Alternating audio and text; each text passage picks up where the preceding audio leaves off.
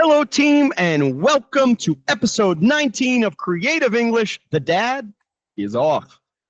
Yes, I am trying to reduce screen time, like always, but that is not the main theme of today's class. Today, we will be talking about 3 little words that cause big problems for my students. Yes, they're right here. You can see my beautiful art. We will be talking about in, on, and at. And I do think that these 3 little words, they offer 3 specific problems for my English students. And let me explain.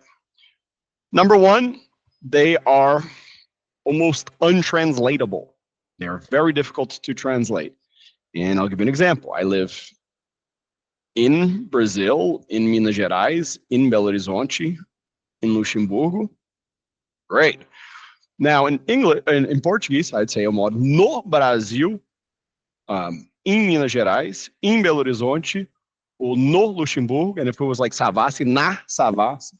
So we can't really say that in is any specific word. Sometimes it's going to be in, sometimes it's going to be na, no, and it makes it difficult for English learners. Number 2, we have phrasal verbs. And phrasal verbs are when you take a verb, you take another little word, usually a preposition, and kind of Dragon Ball Z fuse them together, and pow, you get a new word. If I put this down, I'm like, okay, makes sense. And then I say I'm going to put on a sweatshirt. And you're like, it doesn't work. And I agree, it's unfair because these phrasal verbs, while I do think they have some core fundamentals, sometimes it's very difficult to see them. Problem number 3, it's very easy to reinforce negative habits. And let's say that I say, oh yeah, I live at Belo Horizonte. You probably just understood me. But it's wrong. I live in Belo Horizonte. And what happens is it gets reinforced because the listener goes like this and your brain says, yes, I got it right. And the next time you say the same wrong thing. So for these 3 reasons, I think that in, on, and at can be really difficult for English learners. And today, we're going to try to make this a little bit easier for you, right? And I want to start with my art. I think I'm going to hang it in the Louvre. It's beautiful. And why do I use this visual metaphor? In. I think it's the most logical. If you're in something, you need something around it. The one that I see the least problems for my students. At is almost the opposite. With at, you take something and you're treating it like a little point. That's why I might say I'm at home. My apartment has a bunch of rooms, but I'm treating it like one little place. And I'm looking at the screen. It's a big screen, but I'm treating it like a point. I can throw this at the wall. It's a big wall, but I'm treating it like a point, or almost treating it like crosshairs, like a Counter-Strike or Call of Duty game. You're aiming the verb somewhere. Look at the screen. Oh, okay, right there. And on, it's the most difficult one, at least in my opinion. I've noticed over a decade and a half teaching English that on has a ongoing, something that is happening connotation to it, something that is in motion. So when I see on, it's usually something that it's in progress. And these are for the phrasal uses. And you will see how this line will be applicable in a couple minutes. So here we go.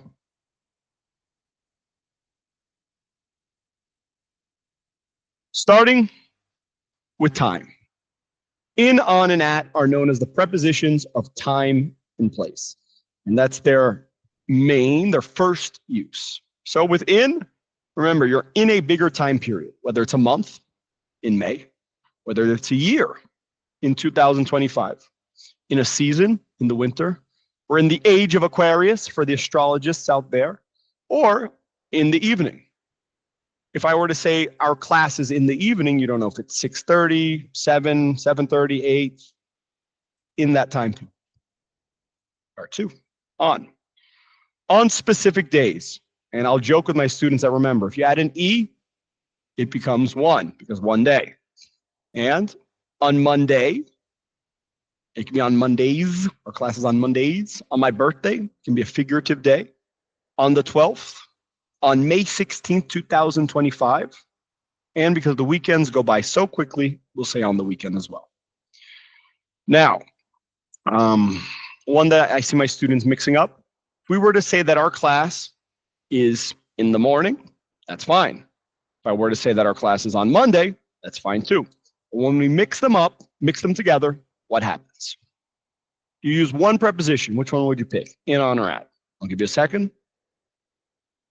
Well, we would say on Monday morning. And the best explanation I can give you is that the preposition will be attached to the next word. So because we have Monday between morning, on Monday. If I remove Monday, in the morning. And this will be relevant in the next section as well. And for times, at 3 p.m., right there, the literal numerical time. Or it can be a figurative time, at lunchtime, at lunch, at recess for those in school, at bedtime, at the gym, when you go to the gym, and at night. I do not know why night is at, but evening, morning, and afternoon is in. You're gonna have to talk to the boss. I don't know. But I don't hear my students getting this one wrong. I think there's so many songs people are used to at night. It's not usually a problem. Part 2, place. Oh, let me go back to the drawing just to refresh your memory. Remember the drawing? The beautiful, the Mona Lisa of in, on, and ats. And for place, in a bigger area, in a country, in a state, in a city, in a neighborhood. Neighborhood's the one usually I'll hear a mistake. I'll sometimes hear like on Savas. But in a neighborhood, you can trace lines around. On a line. On Duane Street, it's the name of the street. On the 3rd floor. On the floor. You would say in an apartment. For example, let's say there's a new neighbor. It's like, oh, hey, how you doing? Oh, where are you? Which apartment? Oh, I live in 301. So in for an apartment.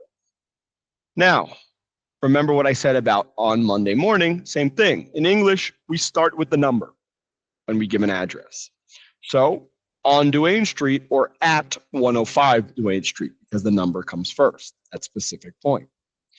And why would I say at SmartFit? I'm at SmartFit. For our next section, which is about location. And I would say that our bread and butter, or our rice and beans, as we say in Portuguese, is going to be at. You're at a specific general location. I know it sounds like it wouldn't make sense, but when I say I'm at SmartFit, I'm at my gym journey. Maybe I'm arriving. Maybe I'm outside talking to Gilson. Maybe I'm at the pharmacy right next to it, getting something to eat before I go. Maybe I am in the gym. But we use at for most conversations, and then we use in when we need to specify, when we need to emphasize inside. So maybe I'm going to pick up Patricia, and I was going to pick her up at the gym, and then I'm there. Where is she? And they say, oh, I'm in the gym. I'm inside. So we'll use in to emphasize physically in this area. Number 4, transportation. Team, I disagree with this, but please don't shoot the messenger. We use on for planes, buses, boats, trains, subway, elevators, and personally, I think in makes more sense. But the rule is, if you can walk in, you can stand inside, it's on. Now, like more personal vehicles like cars, Ubers, helicopters. Never been in one, but in a helicopter. So in one of these. All right. Last section, media. So I wasn't sure about the exact word to put here, but I'm actually going to start with, if it came after the internet, it'll be on. So all of these platforms, whether it's an app, on a podcast, on YouTube, Instagram, TikTok, Facebook, whatever new cool social media they make, on ChatGPT, on the website, on whatever, on Netflix, on anything related or that was created after the internet. Now, inside of something, it can be in a spreadsheet, in an email. So it would be on Gmail, but in an email, in a movie, in a magazine, in a book, in a newspaper, all of those physical media. And I guess radio and TV would be the exception. where we would say we're on the radio or on television, I guess, because there's like a line and you tune in. There we go. Now, next up, let's get to the hard part, the phrasal verbs. And I picked 10 phrasal verbs that I hear enough to be relevant and also that I don't think are intuitive. So, your next challenge, figure out if they're in, on, and at, or in, sorry, if they are in, on, or at. All right? A little game for you to play. Read the sentence. Worst times to get a phone call from your boss on the weekend, and answer with either in, on, or at. 3 answers. It was a lot of fun. I heard a lot of entertaining answers. And what we're doing is we're building your exposure with in, on, and at. Next up, in this section, we'll see the in, on, and at in the queue inside of the question.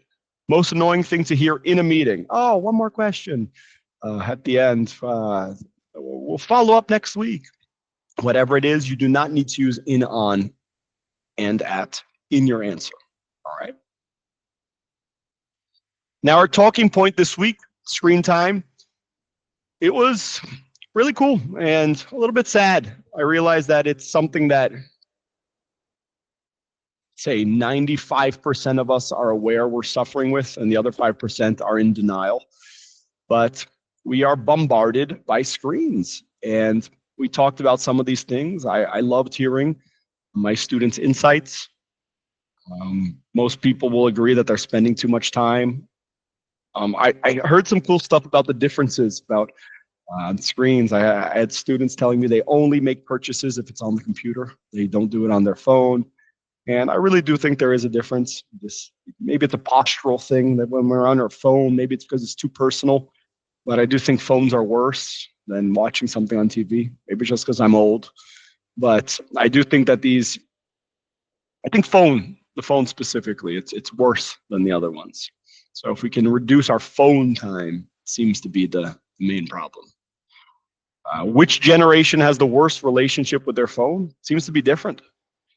Because the younger generation, they don't realize they have a problem. They grew up seeing their parents with smartphones in their hand. They don't realize it. They don't understand it yet. I've seen a lot of the older people, they call them the screenier citizens now, who they can't get off their phone. They're less mobile. They have less things to do. They're very susceptible to some of the dopamine triggers that come from the phone. And my generation, I don't think we're doing that well either. We remember the pre-phone era, so I think it makes us maybe a little nostalgic for when that happened. At the same time that we're addicted. So I don't know if any generation is free from this, but you tell me, which one has it worse? Methods to reduce screen time. I actually have one really good one. I bought one of those old school alarm clocks so that I don't wake up and automatically have to pick up my phone, and made a big difference. And I think this helped me when waking up, not to just be automatically on your phone. I really liked it. I recommend it. It's like 30 hours. How phones are impacting our brains, I think we'll only find out in a few years, but I can honestly say that I feel a little bit less creative than even a few years ago. And it's kind of what I do. This is called creative English, and I've been feeling it. I have less material because, what is creativity? We take what we have in our brain and mix it all together, and our attention is being attacked. So I think that's affecting us. 3 hobbies you enjoy without a screen. I love going to the gym. Let me see. I have 1. Number 2, I love everything barbecue related, from the making the meats to the pool to the hanging out to the talking to that's a fun one. Number 2. Number 3, reading. I don't know if Kindle counts as a screen, but I do love reading. And I think that's another good way to reduce screen time. Take a book with you. And there's always something worth reading. So I think that's a good one. And the last one, stupidest way you waste time on your phone. I know that it's time to put the phone down when I'm checking the news. That's like the rock bottom for me. I'm like, oh my God, I'm checking the news. then I know it's time to put the phone down and do the dishes or wash some clothes. But theme, that's what I've got. And maybe I'm talking about this to help me, but I hope it helped you. And see you all next week. I have something fun planned. All right. Thank you. And I'll see you in class. Have a good one.